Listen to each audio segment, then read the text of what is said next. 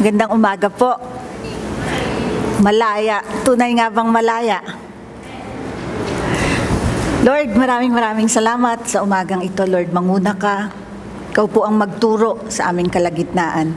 Gamitin mo po ako bilang iyong instrumento. Maraming salamat po sa kapahayagan ngayong umagang ito. In Jesus' mighty name we pray. Amen.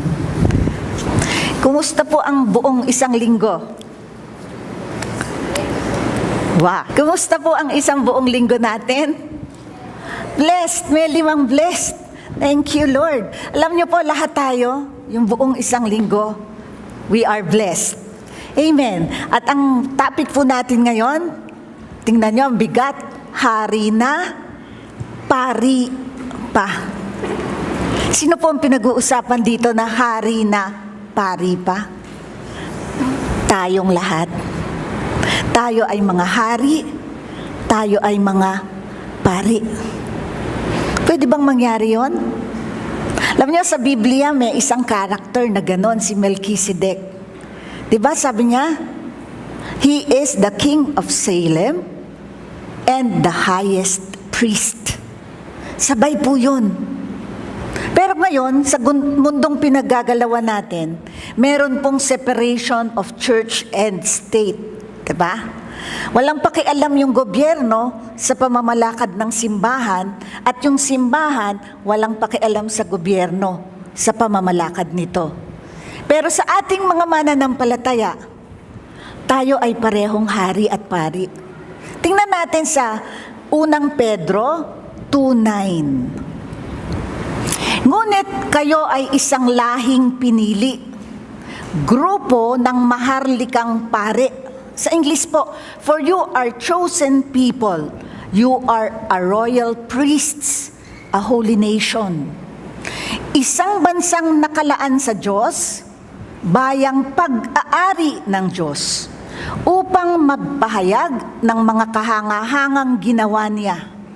Siya ang tumawag sa inyo mula sa kadiliman, patungo sa kanyang kahangahangang kaliwanagan. Himayin po natin. Ang sabi, tayo ay lahing pinili. Pag sinabing pinili, ikaw ay kinikilingan. Di ba? Alam natin yung, ano ba naman dito? Merong tinitingnan, may tinititigan. Di ba?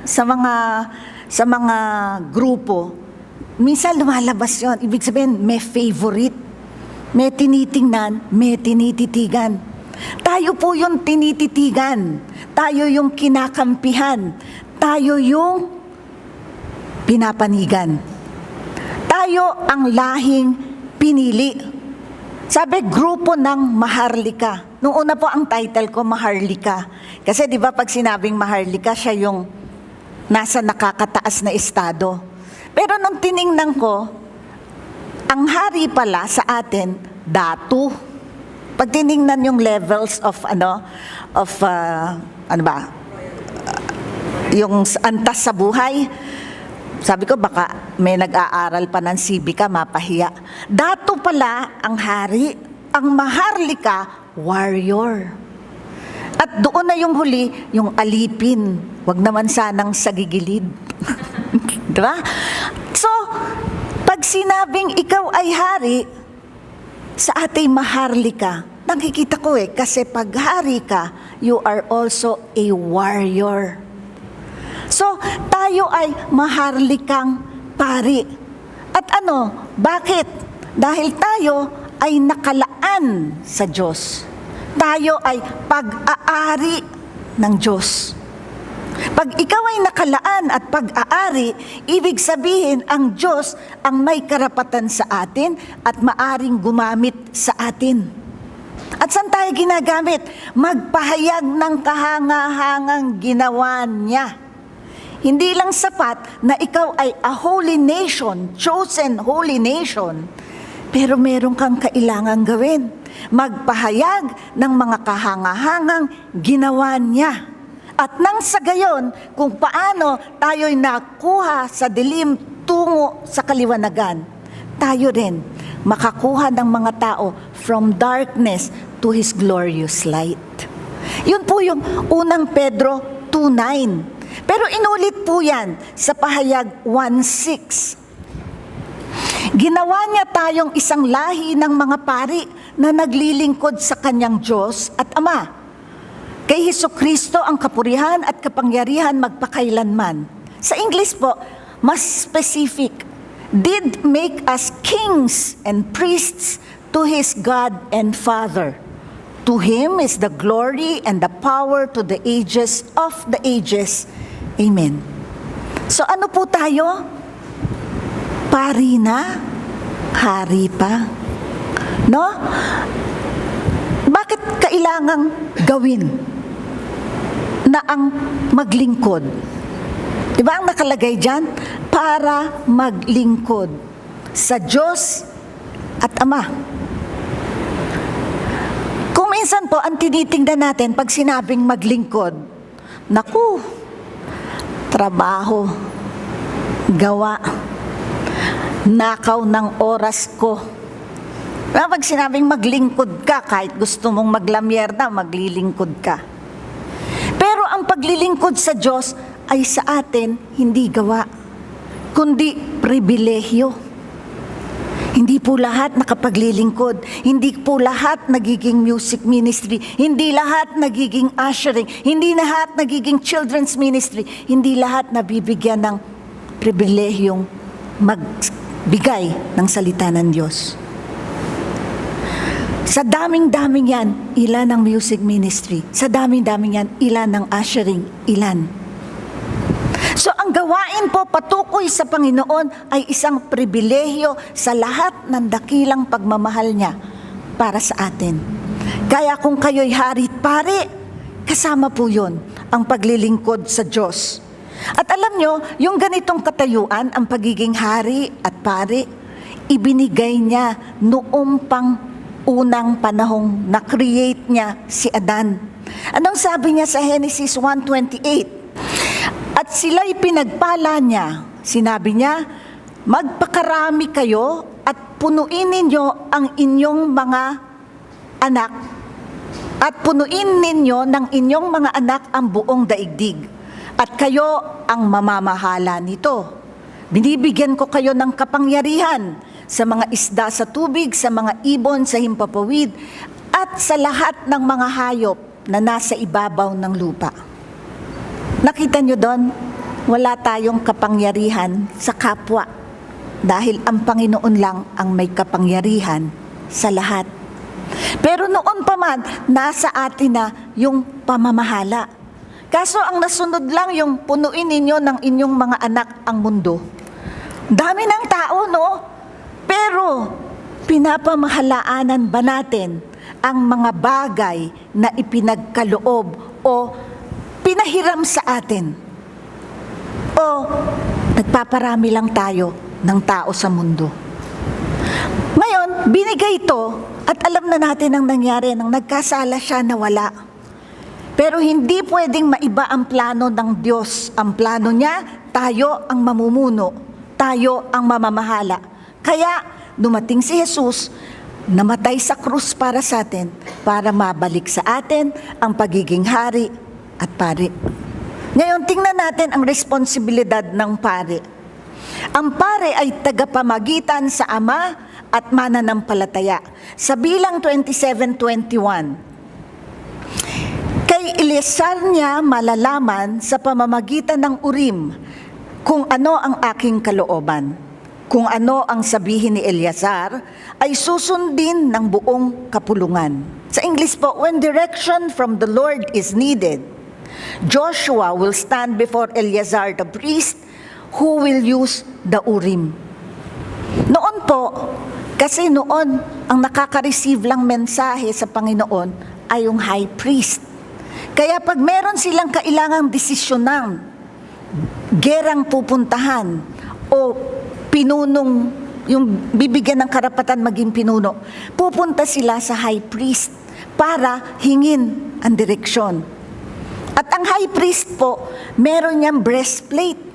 Di ba dito ngayon yung mga priest naka-abito? Noon, meron ding costume ang high priest. May breastplate siya na sa loob noon may 2 dice. Tawagin na lang nating dice. Ang tawag po doon, Urim at Tumim. Pag may question siya, alugin niya yung breastplate niya. Tapos yung dice na bumagsak, either yes or no yon. Sagot sa hinihingi niyang katanungan.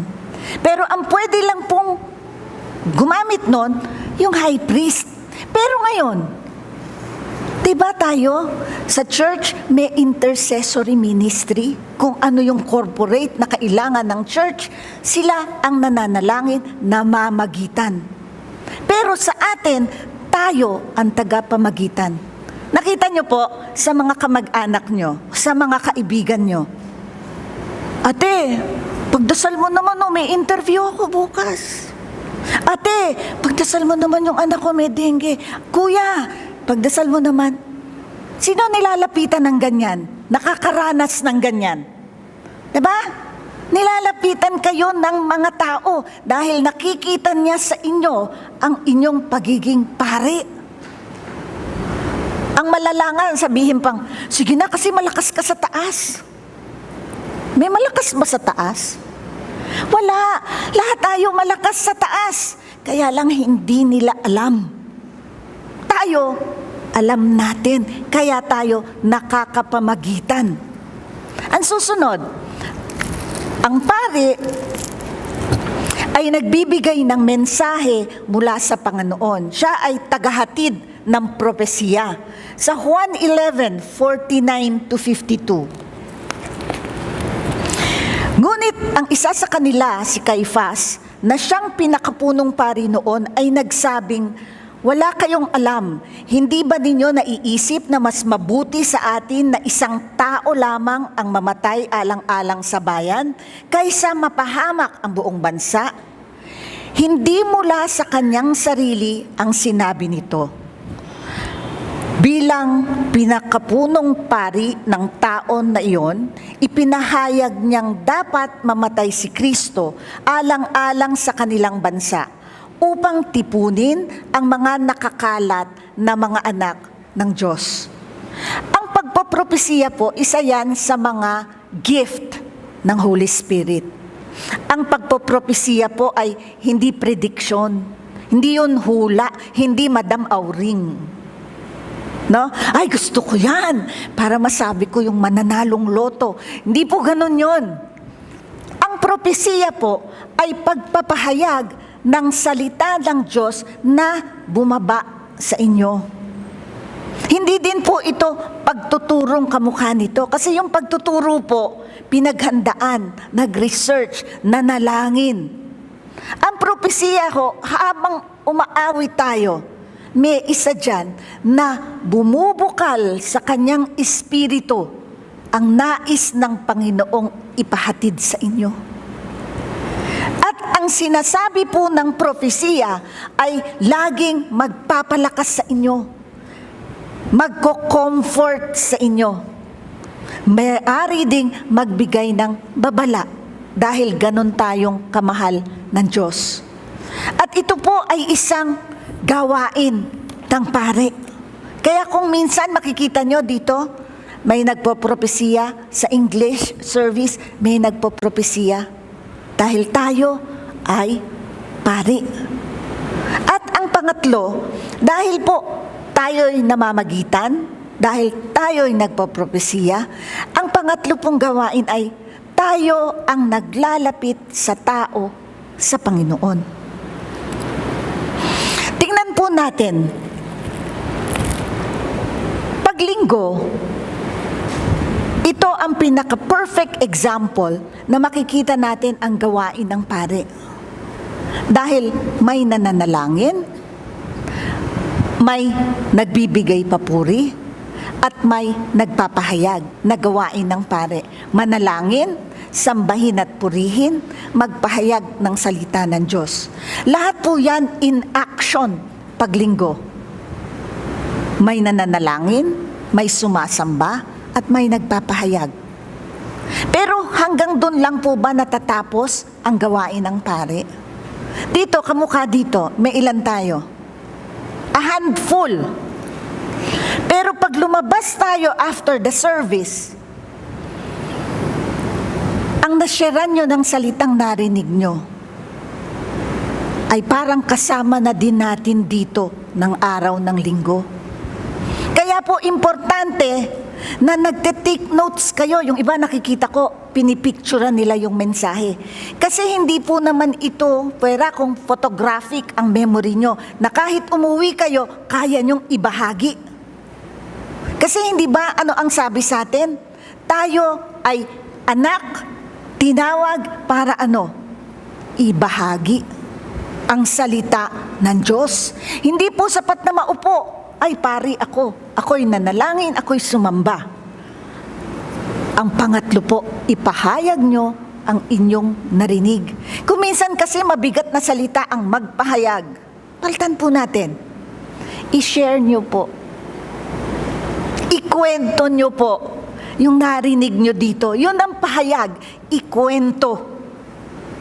Pag ikwento na lang, madali na, di ba? Kasi lagi naman tayong nakikipagkwento. Ikwento natin ang mabuting balita. Ikwento natin ang kabutihan ng Diyos sa buhay natin. Ilan dito na ang nakaranas ng kabutihan ng Diyos? Lahat. Ikwento mo yon. Kasi yon ang buhay na Diyos na ipakikilala mo sa taong hindi nakakakilala sa Kanya. Ang mga experience po natin, higit pa sa kahit anong bersikulo sa Bible para sa hindi pa nakakakilala sa Diyos. At pag nakita niya kung paano natikman natin ang pagmamahal ng Diyos, mabilis pa sa 4:00 sasama sa'yo. Hindi ka na, sige na, isang buwan mo nang sinisige na, ayaw pang pumunta. Kasi puro sige ka naman Alika na, sama ka na. Bakit siya sasama? Kwentuhan nyo muna ng naririnig nyo dito. Kwentuhan nyo muna ng kadakilaan ng Diyos sa buhay nyo. Kwentuhan nyo muna ng mga kaibahan na nangyari sa buhay nyo nang dahil kilala nyo ang Diyos. Kasi yun ang buhay na patotoo. Huwag kayong magsawa na ikwento hanggang sa minsan, ayan na ang right timing. Gusto mo sumama? Kung ilan kayo dito, nakikita ko, halimbawa, ay 5 lang. No, I don't see 5. I see 5,000. Kasi 5. Pero pag nagsalita yung 5 na yan, higit pa sa lalamanin nito ang madadating ng sinabi ng Panginoon. Pero kung ang narinig nyo, naiwan dito, hindi natin nagagampanan yung pangatlong gawain ng pari, ang magpahayag ng salita ng Diyos. Amen po ba? Ngayon, alamin po naman natin ang hari. Ano ang responsibilidad ng hari? Una, pamunuan ang kanyang mga sinasakupan. Ipagtanggol, proteksyonan, at pagpalain ang kanyang mga sinasakupan. Pag sinabing pagpalain, siguraduhin nabubuhay ng mapayapa, nabubuhay ng protektado, nabubuhay ng may probisyon at pagkakaisa ang sinasakupan. At bigyang solusyon ang problema ng kanyang mga sinasakupan. Alam nyo, nung binabasa ko to, ang nakikita ko si Lord, na 24/7 lakad lang ng lakad sa langit, nakatingin sa atin, no? O yung anak ko kailangan ng ganon. Look, o yung anak ko, kailangan hindi doon mapunta kasi dangerous doon. Look, ganon ang hari. Tinitingnan ang makabubuti sa kanyang sinasakupan. Kaya lang sabi natin, mahirap. Sis, mahirap yan. Pamilya ko nga, di ko mabantayan Magkaroon pa ng sinasakupan. Pero alam nyo ba kung ano ang susi sa pagkakaroon ng puso ng isang hari? Tanggapin ang katuwiran ng Ama.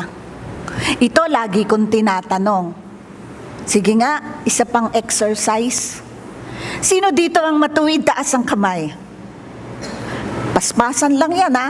Sino ang matuwid, taas ang kamay? Diba? Yan ang susi para tanggapin mo. Bakit? Katuwiran mo ba ang sinasabi ko? Hindi. Sino ang mayroong katuwiran ng Ama sa kanyang buhay? Tayong lahat na tumanggap sa Panginoon. Sabi sa 2 Corinthians 5:21, yaong hindi nakakilala ng kasalanan ay kanyang inaring may sala dahil sa atin. Si Jesus daw na hindi nagkaroon ng kasalanan, inari niya lahat ng kasalanan natin. Bakit? Upang tayo'y maging sa kanya'y katuwiran ng Diyos. Sa Ingles, for He made Him who knew no sin to be sin for us, that we might become the righteousness of God in Him. Tingnan niyo yung English na yan at Tagalog na yan. Ba't kailangang sinabing, tayo'y maging, we might become? Ba't hindi na lang sinabing, upang ang katuwiran ng Diyos ay nasa atin? Or, that we are the righteousness of God. Tapos na eh. Ba't hindi pwedeng nasa akin na lang? Ba't kailangan i-English we might, maging? Dahil kailangan mong tanggapin. Nasa atin ang katuwiran ng Diyos, pero tanggapin mo. Naalala niyo yung regalo? Ayan yung regalo, ibinigay. First step, tanggapin. Doon pa lang sa pagtanggap, ayaw na eh. May iba niregaluhan mo na. Oh, ayan, burger, oh, kain ka, kain ka. Ay, sister, hindi. Mataas cholesterol ko eh. Di na agad tinanggap. Ay, sis, binili kita, happy birthday. Ay, ayoko yan, ayokong kulay ang blue. Merong ganon. Lalo na pag close mo na, ayoko yan. Tanda nga, laki-laki ng tiyan ko, yung pabibigay mo. Hindi tinanggap, hindi na tinanggap. Oh, meron naman tinanggap. Binuksan ba? Hindi. Alala nyo nung Christmas, yung example ko sa inyo, hala siya ng laba, dahil kailangan paltan niya, nag-general cleaning siya. Hindi niya binuksan yung regalo, yung pala washing machine. Pero tinanggap, hindi binuksan. Meron naman umabot hanggang pagbukas. Wow, ang gandang tuwalya. Tago ko muna. Meron pa naman eh. Hindi naman ginamit. Alam niyo po, ganun ang katuwiran ng Diyos. Na born again ka. Alam mo, kasama sa regalo ng pagiging born again, ang pagkakaroon ng katuwiran ng Diyos. Mahirap bang tanggapin? Tanggapin mo. Pag tinanggap mo, angkinin mo, sa akin ang katuwiran ng Diyos. Sabihin mo every morning. Hanggang sa nandiyan na, buhay mo na nasa iyo ang katuwiran ng Diyos. At pagkatapos, gamitin mo dahil yon ang unang hakbang para ikaw ay maging hari at pari. Ano ang nangyayari pag alam mong nasa iyo ang katuwiran ng Diyos? Ito ay importante sa dalawang bagay. Anong sabi sa Proverbs? Tandaan nyo to ha. Proverbs 10:6a. Mga pagpapala ay nangasa ulo ng matuwid. Blessings are on the righteous. Sabi ko, sino ang matuwid? O yung mga nagtaasan, yung blessings daw nasa inyo. Mga pagpapala. Hindi sabing ang pagpapala. Mga, anong kailangan mo? Mga nasa iyo. Tanggapin mo lang, angkinin mo lang, at gamitin mo na ikaw ang katuwiran ng Diyos. Pangalawa, James 5:16b, malaki ang nagagawa ng malingas na panalangin ng taong matuwid. Sa English po mas maganda. The earnest prayer of a righteous person has a great power and produces wonderful results. Kumusta ang panalangin nyo? May resulta ba? Tanggapin mo na ang katuwiran ng Diyos ay nasa iyo.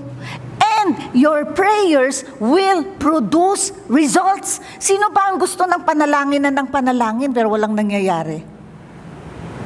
Di ba kaya ka nga nananalangin? Gusto mo may mangyari. At dito, sinasabi na. Anong sabi? Nasa iyo na ang lahat. Sabi nga ni Daniel Padilla, nasa iyo na ang lahat. Gamitin para sa lahat.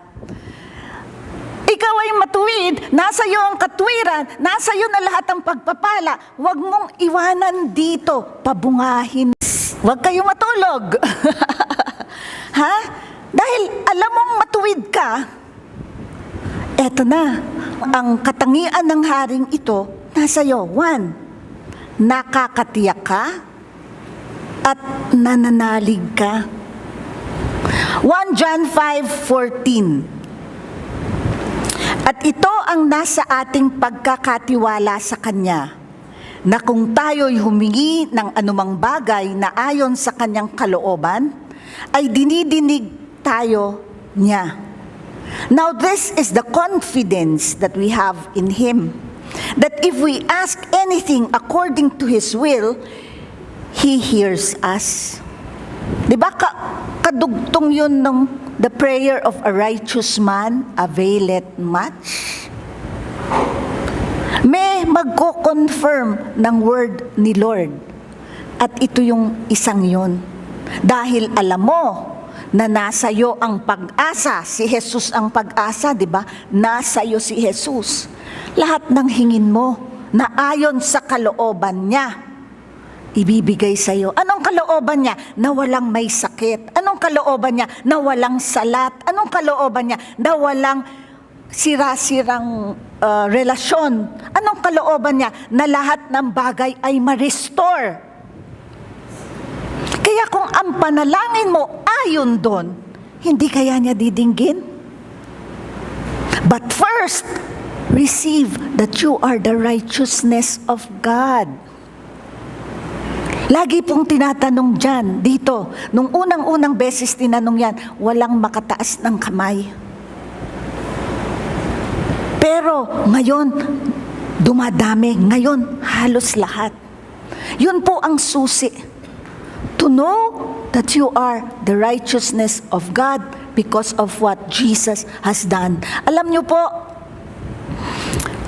pag nasa iyo yun, wala kang takot manalangin. Si-share ko lang po sa inyo, sa opisina, sinare ko na yung dati, pero hindi ko alam kung alin. So, si-share ko lahat. Sa opisina, meron kaming kaopisinang may stage 4 cancer. Tinanggal na yung dalawa niya. Nag-undergo siya ng 8 chemo treatments and 1 month radiation. Bago po siya pumunta, sabi niya, Irma, siyempre sa opisina wala na sister, no? Irma, pag-pray mo naman ako. Bakit? Kasi ganon, pinasalat niya. Laki nga. Yun pala, yung laking yun na nasa salat ko, yung ilalim, puro na. Yung buong boobs niya, cyst na. Yun lang naka-protrude. Ang akala mo, yun lang. Kaya stage 4. And so I prayed for her. Gave her healing scriptures. Facebook friend ko siya, lagi ko siyang binibigyan ng healing scripture every morning. Sinabi ko sa kanya, mag-communion ka every morning. In-explain ko sa kanya yung power of communion. Hindi siya born again. Katoliko siya hanggang ngayon, katoliko siya.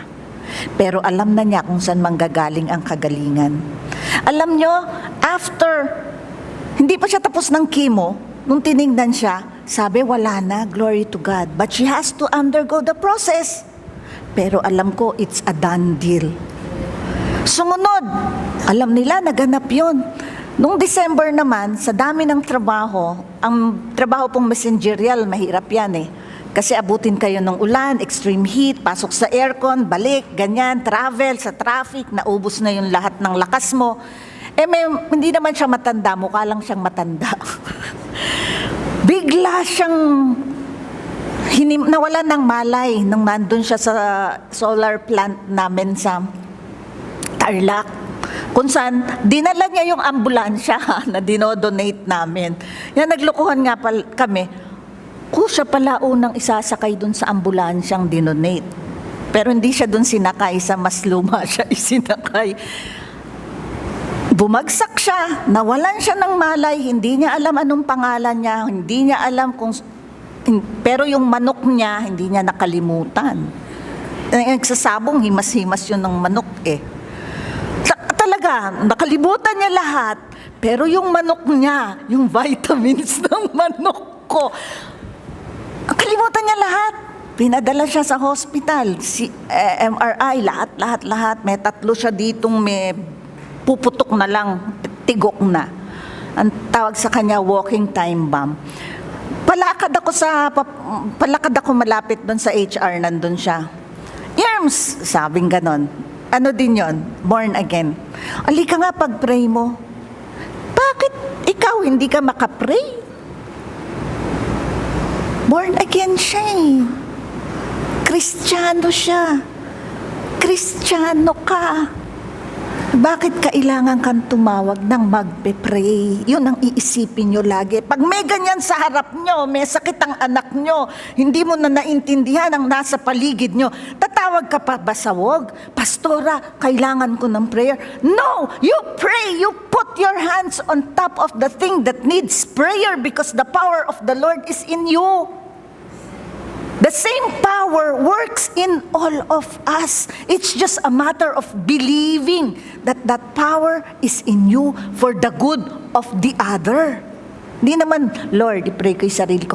It's always for the good of the other. Alam nyo, pinray namin. Sige, lika, pray tayo. Glory to God. Alam nyo, nung tinest siya ulit, wala na lahat yung 3. Alam nyo, pag ang prayer nyo, nakitaan nyo ng power, susuungin nyo lahat ng gustong mag-pray. Kasi alam mo, hindi ikaw yon kung hindi ang power ng Panginoon na nasa iyo, pinalalabas mo lang. Kapatid, may power kayo. Palabasin nyo, paniwalaan nyo. The world needs all of us. Tingnan nyo, ilan lang tayo dito. Ilan yung nasa labas. Ilan ang nangangailangan sa atin. Just have the tiwala and the confidence. Ito pa, meron akong staff, lesbiana.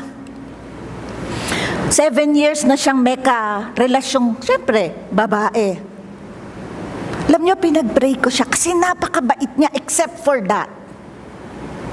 Hindi po problema na bakla ka o lesbiana ka dahil di mo na gusto. Hindi mo yun gusto eh. Naging ganun ka eh.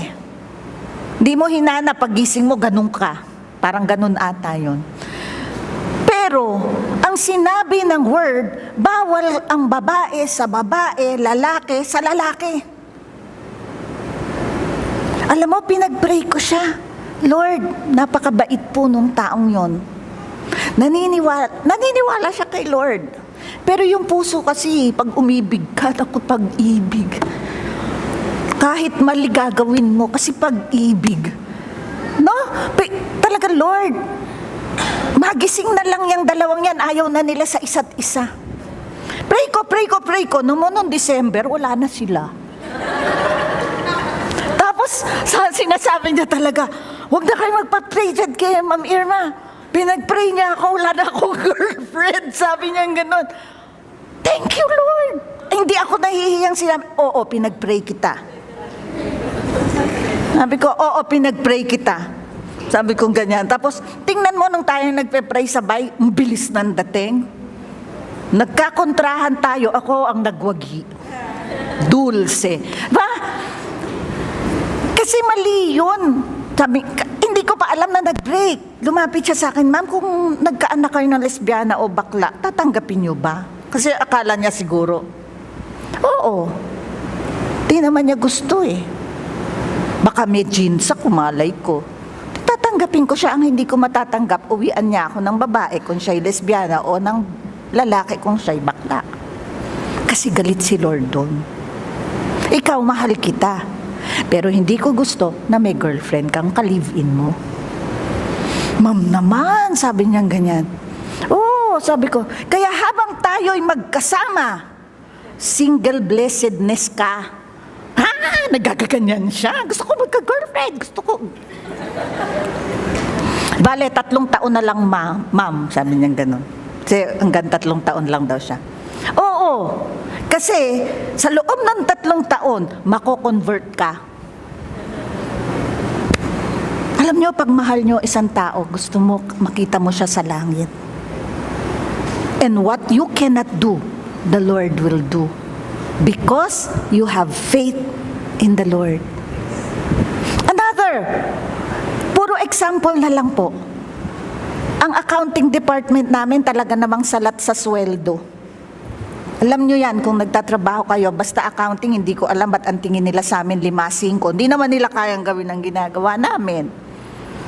Alam nyo, pinag-pray namin. Nag-pray kami kasama yung staff. Sige, ito may recommendation tayo, ipapasok natin. Let's just pray. Thank you, Lord. May increase sila. The prayer of a righteous man avails much. Sino righteous dito? Amen. Then your prayer avails much. Tanggapin nyo, angkinin nyo, gamitin nyo. Tandaan nyo, ang paggamit hindi para sa atin, para sa mga ibang anak ng Diyos, para makilala din nila ang Panginoon. Pangalawa, dahil alam mo kung sino ang nasa iyo, matapang ka. Proverbs 28:1, ang masama ay tumatakas ng walang taong humahabol. Ngunit ang matuwid ay matapang na parang leon. Kita niyo yung laging may matuwid, ha? Kaya very important. Matapang ka, eko tatakot. Leon ken tigre, ken tao pa. Sabi nung kapampangan, di daw siya natatakot, leon o tigre, tao pa. Ganon ang anak ng Diyos. Sa iyong panalangin, you do not pray like a beggar. Lord, please, Lord, please. Binigay na niya, tandaan nyo, lahat binigay na niya. Pray like a commander-in-chief commanding all bad things to be cast out. Matapang ka, hindi ka natatakot. Alam mo, ang panalangin mo, yes, ang sagot ng Panginoon. Hindi tayo natatakot sa problema. Alam mo, sabi ni Sister Jean kanina, umattend kayo ng cell. Yes, because in the cell, you grow. Nakita ko yan sa lahat ng nagsisell sa amin. They have grown. Alam mo, yung isa, nag-share siya. First week of first meeting kasi ng year, tinanong ko, ano ang mensahe ng Panginoon sa'yo? Sa inyo. Anong sabi niya? Hindi na ako takot. Sa lahat ng pinagdaanan ko ng 2015, itinawid niya ako. Saan pa niya ako hindi pwedeng itawid? Noong 2015, namatay ang nanay niya, namatay din yung a relative of her husband. Noong 2015, yung anak niyang lalaki, sa batang edad, meron na siyang apo doon. Pag gano'n ang edad, ikaw pa din ang bubuhay doon.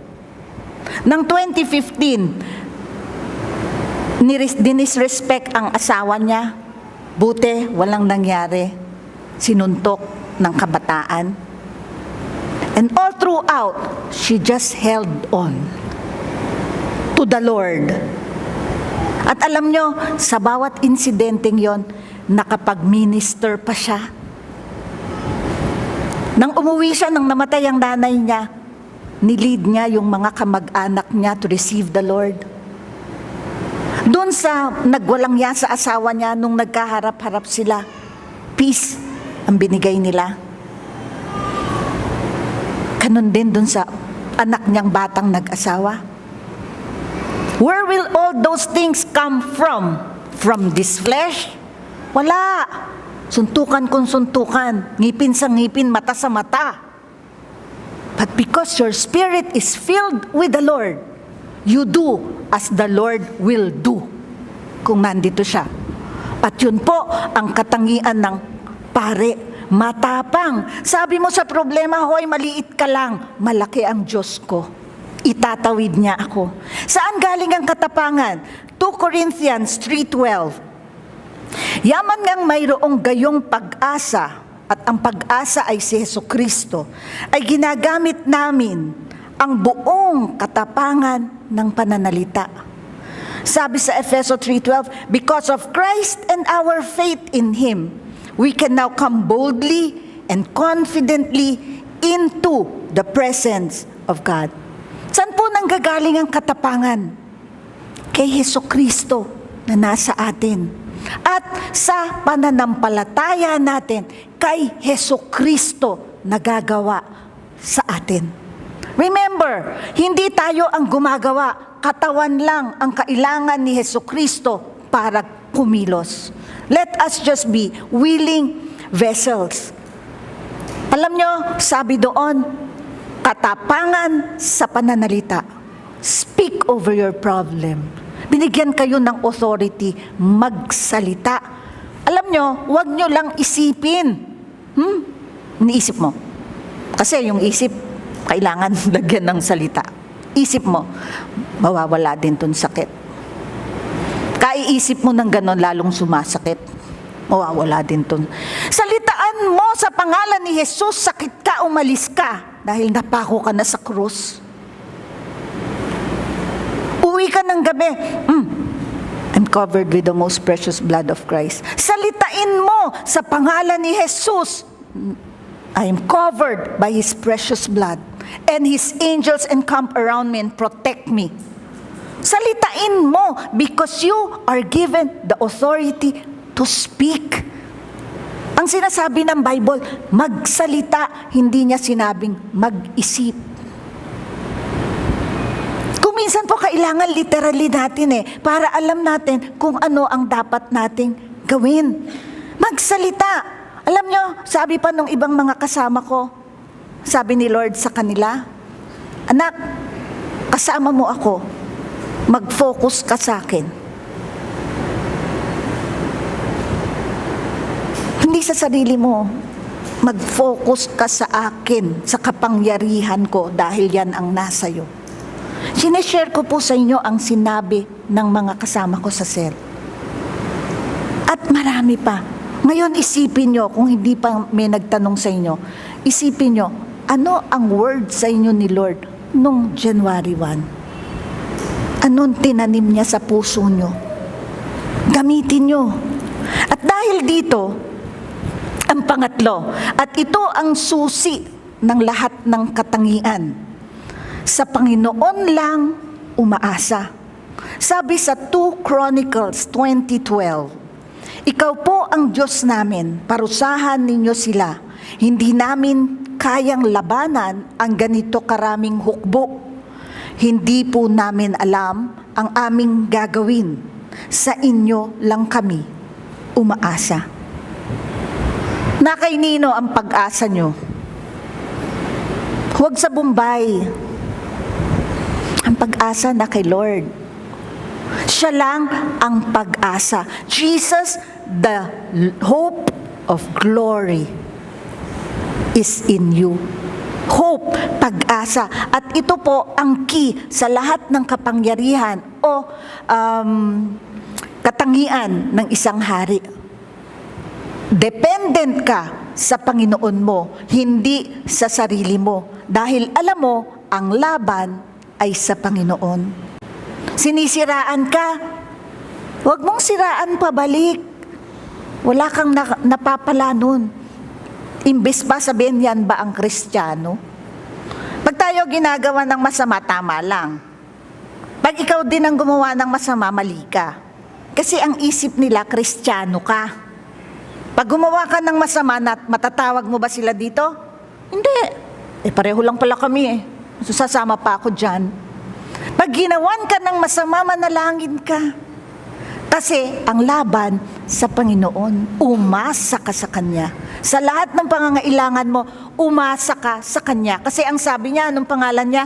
I am. Anong kailangan mo? I am. Siya ang sagot sa pangangailangan mo.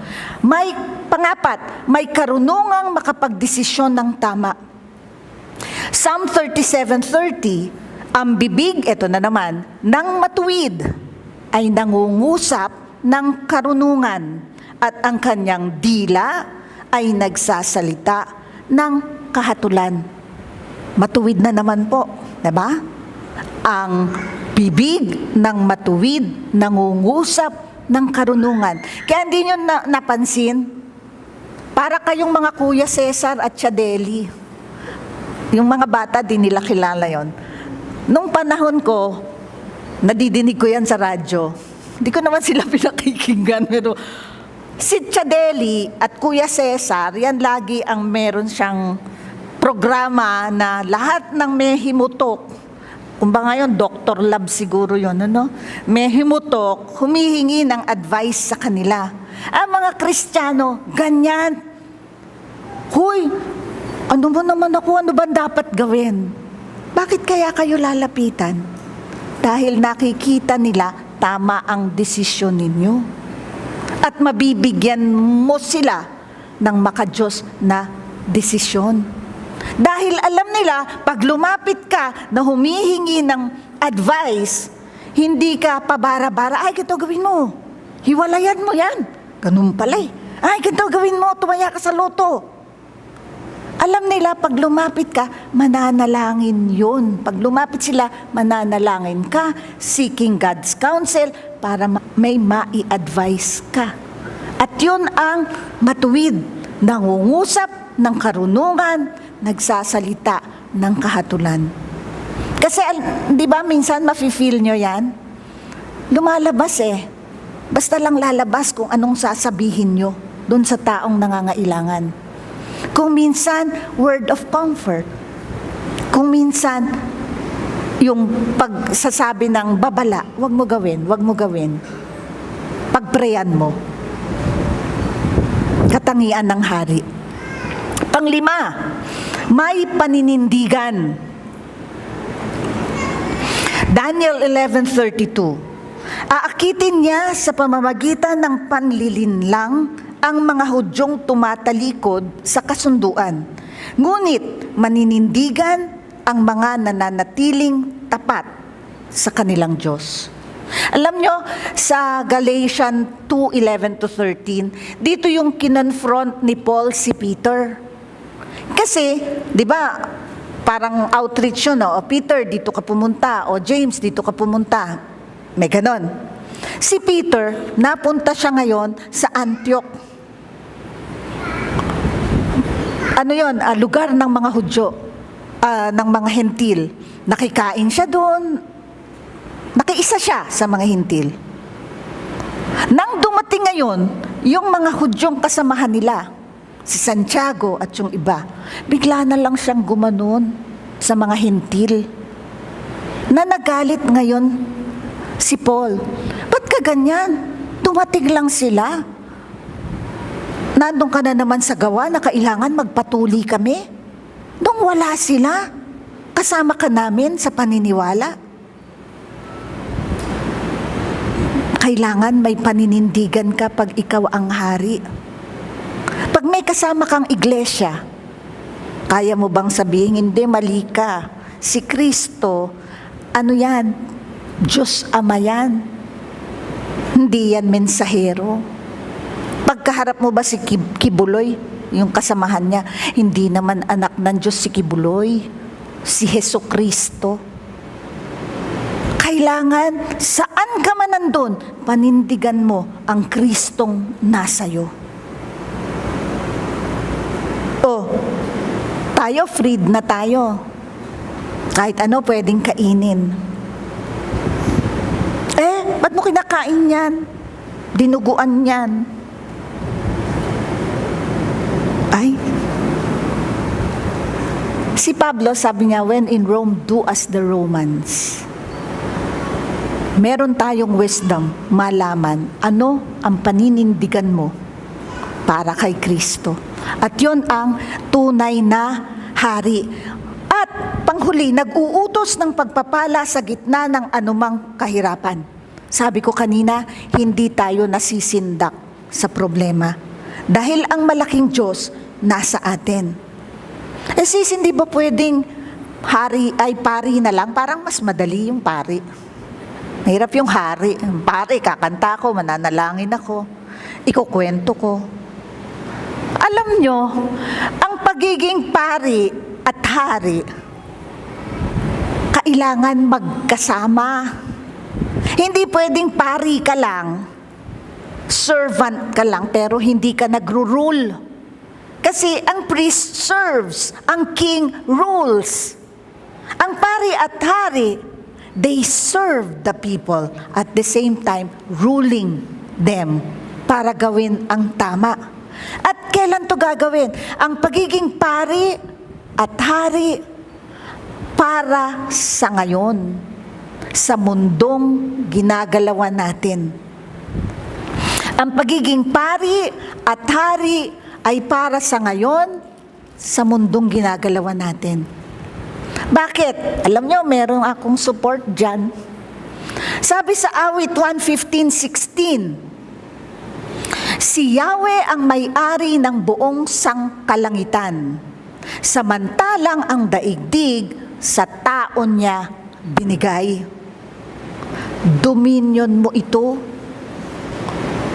Kailangan pamunuan mo ang daigdig dahil ibinigay niya yan sa tao. Pahayag 5:10, ginawa mo silang isang lahing maharlika at mga pare na itinalaga upang maglingkod sa ating Diyos at sila'y maghahari sa lupa. Kaya wag mo sabing, magiging parit-hari din ako sa buhay na walang hanggan. Hindi! Ngayon, maghari ka sa lupa dahil yan sa tao niya binigay. Anong sinabi unang Juan 5:4-5? Sapagkat napagtagumpayan na ng mga anak ng Diyos ang sanlibutan at nagtatagumpay tayo sa pamamagitan ng pananampalataya. Sino ang nagtatagumpay laban sa sanlibutan? Ang sino mang sumasampalataya na si Hesukristo ang anak ng Diyos. Nakita nyo yung gawang kilos, nagtatagumpay. Kung meron ditong nagtuturo ng tenses sa mga anak nila, di ba?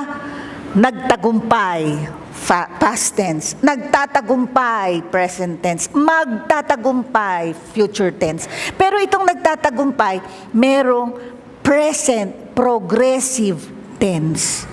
Nagtatagumpay, patuloy kang nagtatagumpay.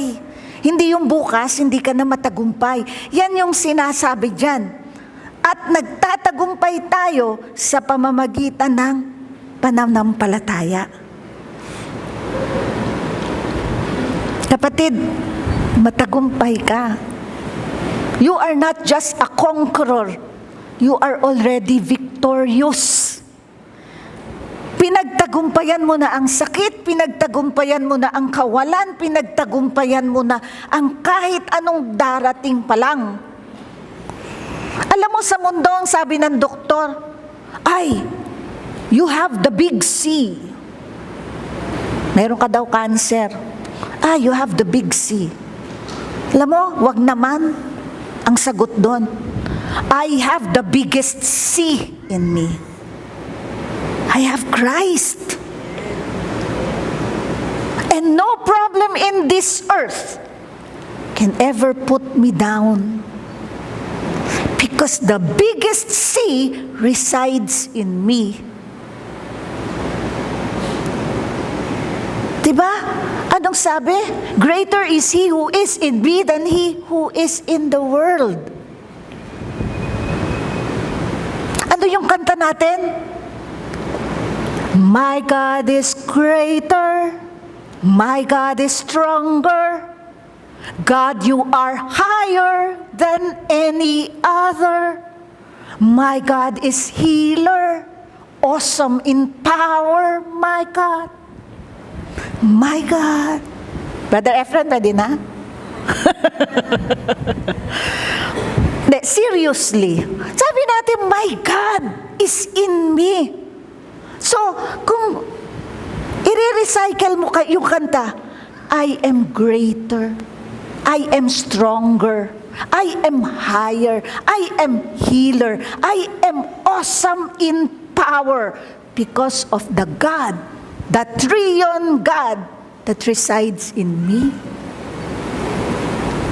niyo po, when you sing that, you glorify His name.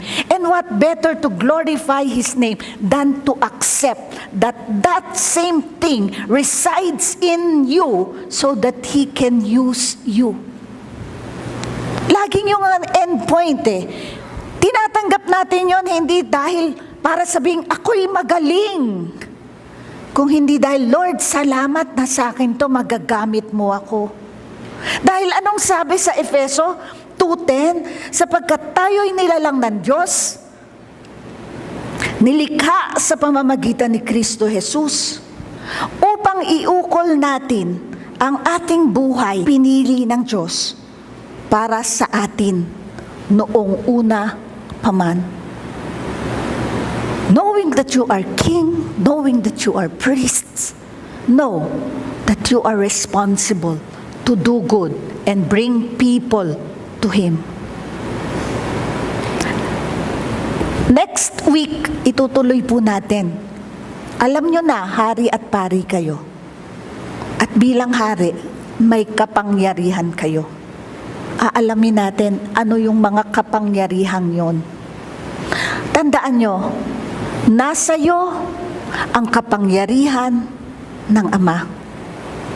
Maghari ka ngayon dito sa mundo. Lahat po sigurong yan, meron tayong scripture para lumakas ang pananampalataya natin na tayo ay hari, pari, nasa atin ang kapangyarihan para gamitin hindi sa kabilang buhay, ngayon, dito sa mundo. Our God is greater. Kasi para po sa atin dito na may dalahin pa, hindi pa nakatitiyak kung ano ang solusyon sa mga problema nila. Para po malaman nyo, maipaalala sa inyo, alam na nyo yun kung sino ang nasa atin. Sabi ko nga kanina, as we sing the song, we really give it to the Lord because He is higher, stronger, greater, healer, awesome in power. Pero tanggapin din po ninyo na siya ay nasa atin.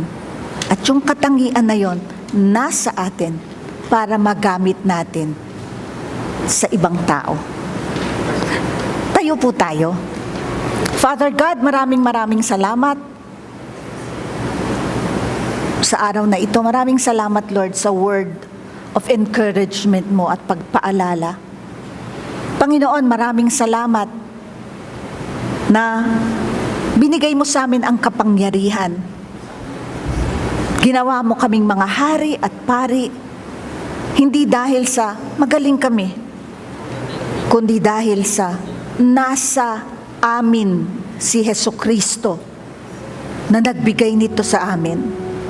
Father God, sa umagang ito at sa kapangyarihang ibinigay mo sa amin, Panginoon, we just cast out all negative things in our lives, in our families, in our offices, in our schools, in our church, in our ministry.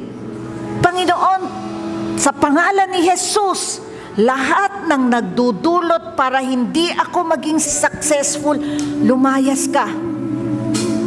At Panginoon, we just receive your love, we just receive your righteousness, at dahil dito we receive all blessings. At dahil dito alam namin na ang panalangin namin sa umagang ito ay narinig mo at nasa amin ang kasagutan. Lord, we pray for all our loved ones, for all our friends suffering sickness, suffering lack, Panginoon, na magkaroon sila ng kagalingan, magkaroon sila ng provision, pagkaroon ng wisdom na malaman ang tama sa mali. At Lord, dalangin ko ang bawat isang nandito, puspusin mo ng katapangan, Panginoon. That when they go out, they will speak to people about you as if kami na rin po nadala namin sila dito. for the souls that you are to send, Panginoon. I thank you, Lord, for your outpouring of anointing upon each and every one of us. I thank you, Lord, for everything. And this we pray in Jesus' name. Amen. Amen.